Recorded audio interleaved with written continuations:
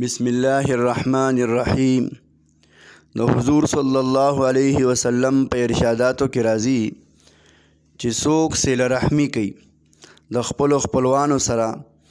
د رشتہ دارانو سره تعلق دا برابر ساتي نو الله جل جلاله دل انعامات ورکوي په دنیا کې هم او په آخرت کې هم. د پیغمبر علیه الصلاۃ والسلام په ارشاداتو کې راځي چې صله رحمۍ سره محبت سیوا کیږي، مال وسره سیوا کیږي، رزق کې برکت راځي، عمر وسره سیوا کیږي. چې څوک صله رحمي کوي د خراب مرګ نه به الله ساتي، الله به له ښکلی مرګ ورکي، د خرابو بیمارو نه به الله وساتي او د عزت مرګ به له الله ورکي، د مصیبتونو نه به الله وساتي،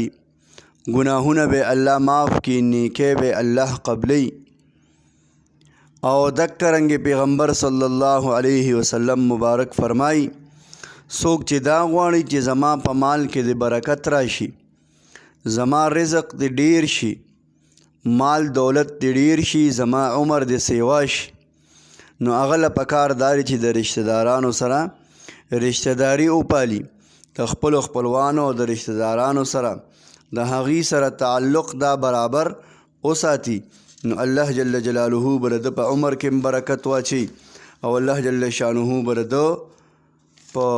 مال دولت کې هم برکت واچي.